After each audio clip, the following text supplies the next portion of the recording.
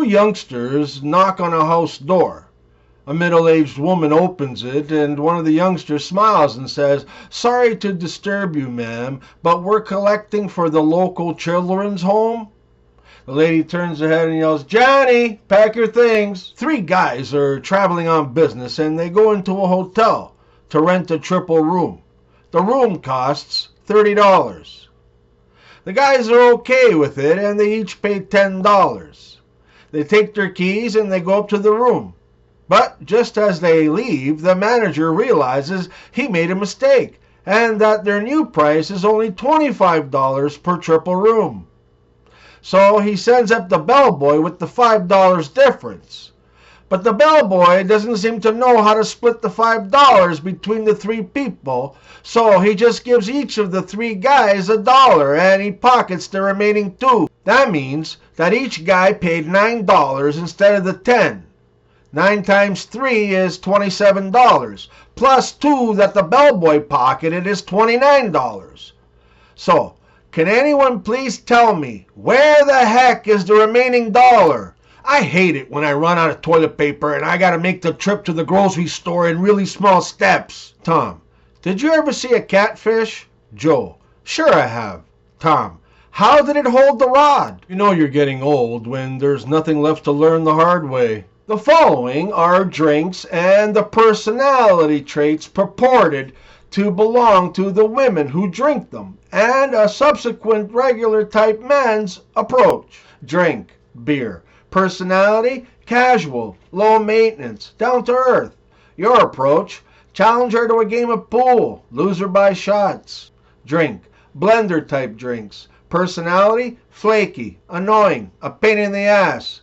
Your approach: avoid her at all costs, unless you want to be her cabin boy. Drink: mixed drinks. Personality: older, has acquired and selective taste, knows what she wants kind of woman.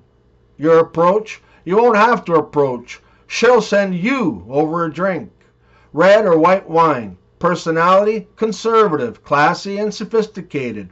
Your approach: you want to tell her that you wished both Ronald Reagan and Bill Clinton had had 4 more years. Drink: white Zinfandel. Personality: thinks she's classy and sophisticated, but actually has no clue.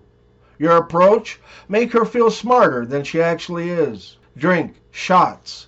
Personality: hanging with rowdy jock frat boys or looking to get drunk and naked. Your approach: one of your easier nights, nothing to do here but wait. And then we have the male addendum. The deal with guys is, as always, very simple and clear-cut. Domestic beer: he's poor and he wants to get laid. Imported beer: he likes good beer and he wants to get laid. Wine: he's hoping that the wine thing will give him a bit of that classy and sophisticated image to help him get laid. Whiskey and tequila: he doesn't give 2 shits about anything but getting laid. White Zinfandel: he's gay. A crying son runs to his mom. "Mom, Mom, Grandpa slapped me in the face." Grandpa approaches. "Stop lying or I'll do it again." What's the worst thing about being lonely? Playing frisbee. A young woman with purple hair styled into a punk rocker mohawk, sporting a variety of tattoos and wearing grunge-type clothing, entered the hospital emergency room. The nurse quickly determined that the young woman had acute appendicitis, so she was scheduled for immediate surgery. When she was completely disrobed and on the operating table, the staff noticed that her pubic hair had been dyed green, and above it there was a tattoo that read, "Keep off the grass." Once the surgery was completed, the surgeon wrote a short note on the patient's dressing, which said, "Sorry, had to mow the lawn." John went to visit his 90-year-old grandfather in a very secluded rural area of Canada. After spending a great evening chatting the night away, in the morning John's grandfather prepared a breakfast of bacon, eggs, and toast.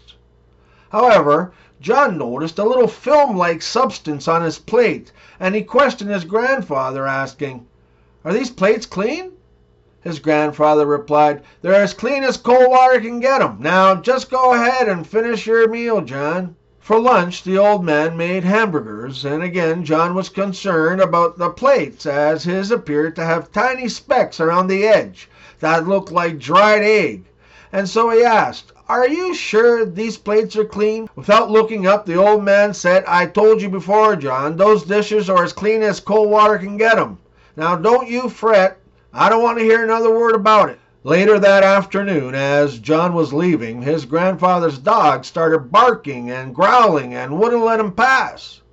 John yelled, "Grandfather, your dog won't let me get to my car."